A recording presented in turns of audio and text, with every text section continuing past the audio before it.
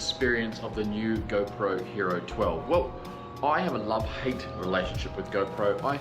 I love the simplicity, I love the footage that just comes out of the camera, and I love how robust they are. I hate the fact that 1 times out of 10 it freezes, it doesn't record.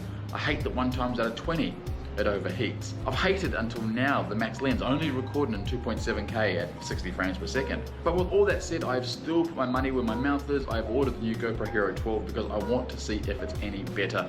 And I want to do a real honest video and keep track of how many times over a weekend the camera frustrates me. Now we are going to put this 12 to the ultimate test. I'm going to Sydney this weekend, and every single time it freezes, overheats, or does something odd, I'm going to keep a track or a tally on the screen. So with that said, let's start the video.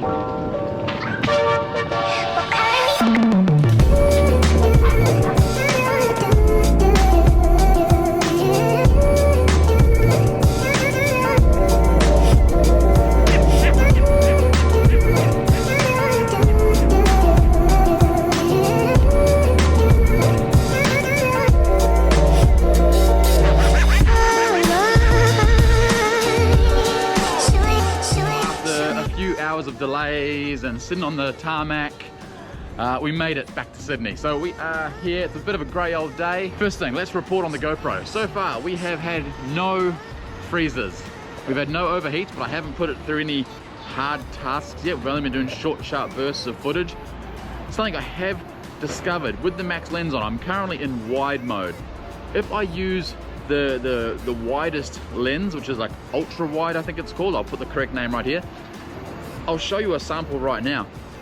It gives me motion sickness. It's too wide. That 177 degree view, in my opinion, I'm not sure when you'd use it. It's so wide, it's crazy, and it gets, I don't know, it gets this weird warpy wobble.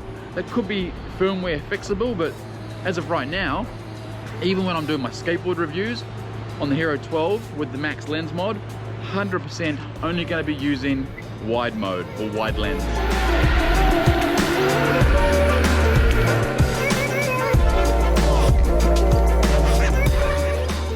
I'm taking it gentle, it's not my board. Alright, so we just picked up the Meepo Flow. So we now have transport to get around Sydney and really put this GoPro to its test. Now, what I said in my opening dialogue about the love-hate relationship, and I don't know if it's because of how I treat the GoPro, like constantly flipping it upside, downside, and so on. It's always on the end of a stick, but it freezes at least once, if not twice, every recording session. You go to push record, you think it's recording, you get some amazing footage. You go to press stop, and it's not recording. You have to do a hard reset. So that's why I want to put it to the test on this trip, treat it how I would always treat all of my GoPros, and see if it has a similar behavior.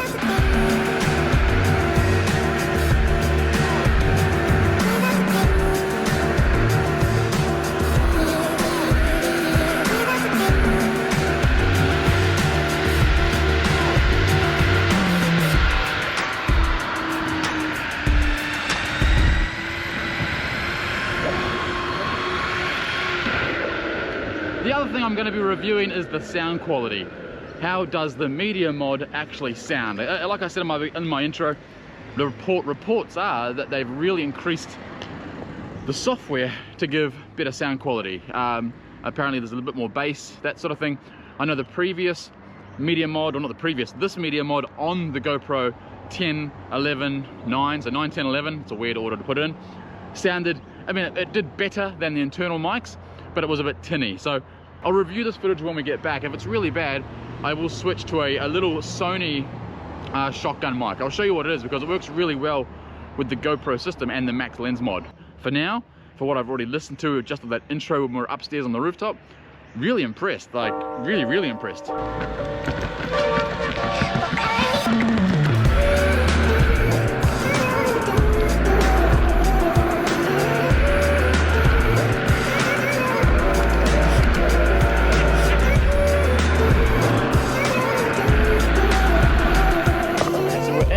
And it's a good time to show you why I don't like the max hyper view. You'll see how warped it gets and you'll be able to see it against the walls.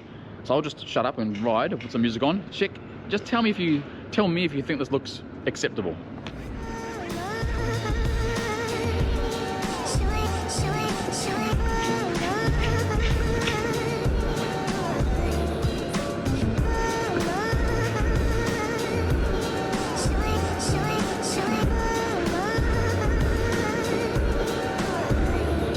I don't know, I'm not a fan. The motion of it, the motion or the warpiness of it, I'm sure there's an official term.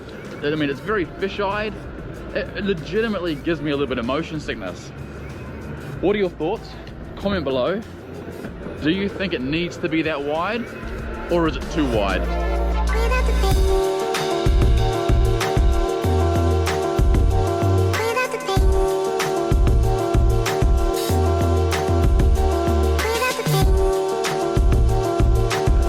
Okay, so day one is done and dusted. Quick summary or wrap up. No cutouts, no freezes, no overheats, which is awesome. Really happy to report that back. Second, and probably the biggest surprise, really, after going back and looking at yesterday's footage, really impressed and really happy with the audio from the Media Mod in the Hero 12 Black.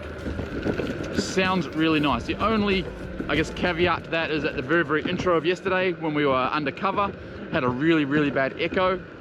But all the audio you're hearing yesterday and today is from the Media Mod with no post-production editing. I'm not adding any bass, I'm not taking away any treble, I'm not removing any echo. It's how it comes out of the camera. Today, day two, is going to be about putting the camera to its test for extreme overheating and also battery life. So we're going to do a few time lapses, a few hyper lapses. We're going to spend the day just skating around. We're out west today, so it's a little bit warmer, 25, 26 degrees. We're going to see if we can make the Hero 12 overheat.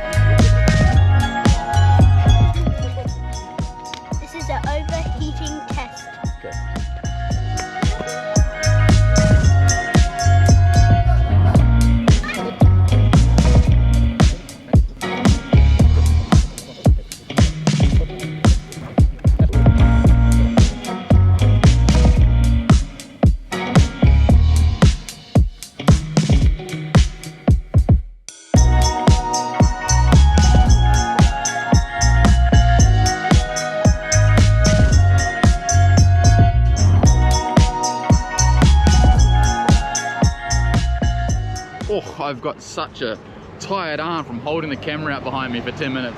Normally I move it around and so on. So that was hyperlapse in 4K, 60 frames per second, about 10 minutes, no overheating. I didn't expect there to be any overheating because we were moving it on average for about 30-35K an hour, so plenty of airflow, plenty of wind.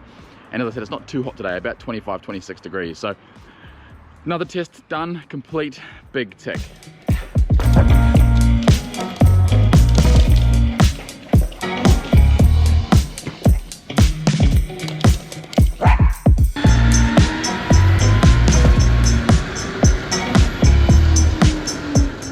Big upgrade for me is the Media Mod microphones with an S on the end. In previous models, so in the 9, 10 and 11, you could select to have the front Media Mod mic or the back Media Mod mic. Well, with this latest Hero 12, with the same old Media Mod, you can now choose to have front, back, or front and back. And that just makes this even more versatile, specifically or especially when you wanted to, say, interview somebody, or if you want to turn the camera around and keep talking and maybe narrate the scene. So if you're doing a city tour, you want to talk about what's coming up on the left, what's coming up on the right, and check out this big tree here in the middle of the roundabout, your audio no longer has to suffer. You don't have to stop recording, switch microphones. You just have it set to both and turn it around, and the audio does not need to suffer or get muffled or sound distant. You can just turn it around, keep talking, and not lose that audio degradation. It's such a nice little plus. I think it probably makes sense. It should have always had it, but I'm glad they've added it in now.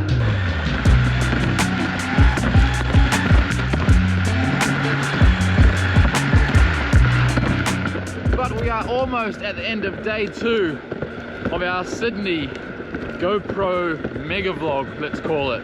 So far, hand on heart, super impressed with the camera. We've had 0 freezes, hasn't overheated once, and I've been pleasantly surprised by the audio quality coming straight out of that media mod. Never before have I been able to do this. I've always had an external mic, and I hope you agree, even if I take it far away, it still sounds really nice. It picks up on the voice so well. So top marks GoPro for the Hero 12. Still got a couple more days though. Tomorrow I think we're going to head to Manly Beach and maybe into Sydney City along the harbour, along the waterfront. So keep an eye out for that. We're going to be testing out its slow motion capabilities. We'll do some more time warps. And yeah, just going to keep track of this camera. Does it error at all over this 5-day holiday? So far, it has not let me down.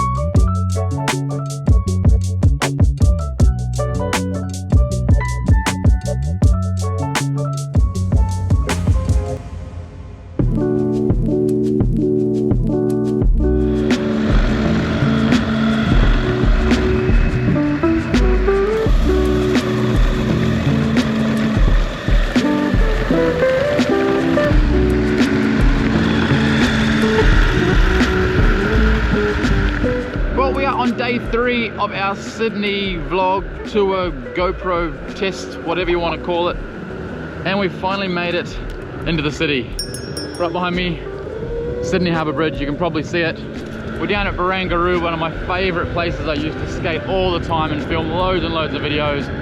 It's just such a cool place to come and hang out. This was all man-made, so this literally wasn't here. They trucked all of this in and built it. Day 1 was all about the glitches, the freezing, and it did none of that. It didn't freeze once, which I was really happy and surprised about.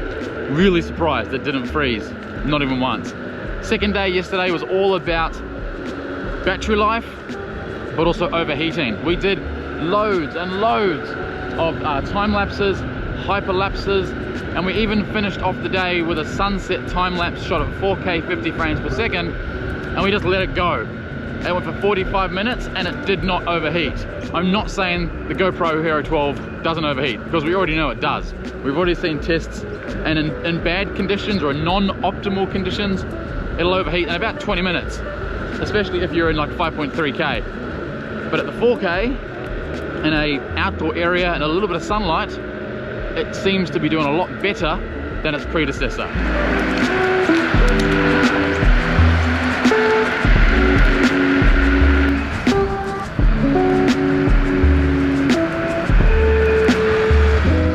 Today's video, well, it's really just about image quality and fun. So if you're not really interested in anything else, if you're not really interested in seeing around the waterfront in Sydney, you probably can stop watching now, to be very honest. We're going to go for a ride around the new Barangaroo. I haven't seen it since it's been completed, or almost completed, I guess you'd say. But we just want to show off how nice this camera looks in 4K 60 with that max lens mod on, set to wide. It is a beautiful image. It's the two things have really surprised me, with this camera. One, how good the media mod sounds, and how good that 4K 60 looks in wide mode with the max lens mod on.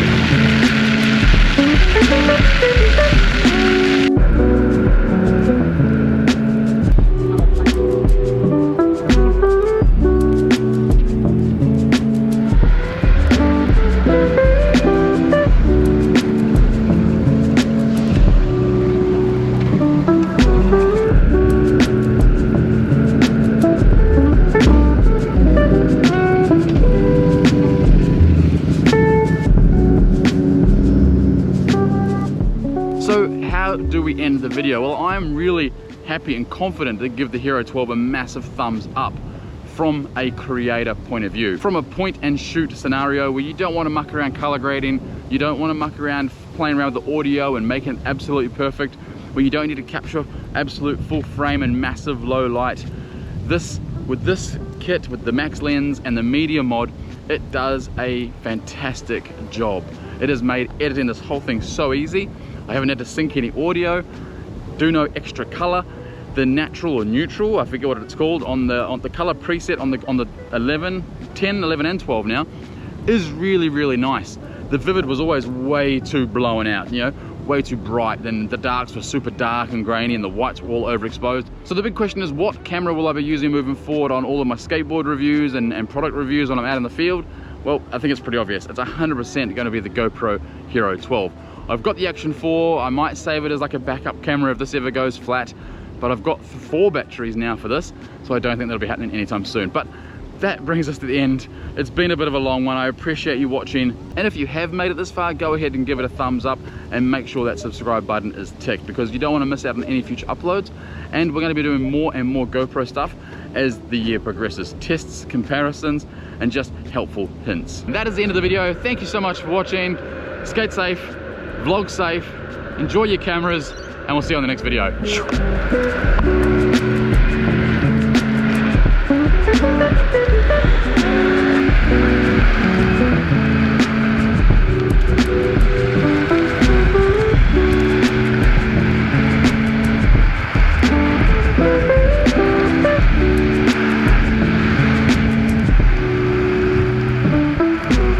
Side note, if you're here because of the GoPro title and you know nothing about electric skateboards, this is the Meepo Flow, the board I've been riding all around Sydney.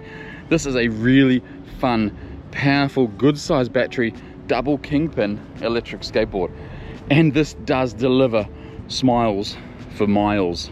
It's got a really nice kicktail, sort of inspired by the old Thrasher surfboards, beautiful wood deck, really nice concave, really, really big 105 wheels that have got like holes drilled into them to make them even smoother. Where I've ridden this, you would normally only take pneumatics. Urethanes would normally be super bumpy, but these big wheels do such a good job of absorbing the bumps and just smoothing out the ride. So if you've liked the GoPro stuff and you've been interested in the skateboard, I've got a video on this. I'll put it right here.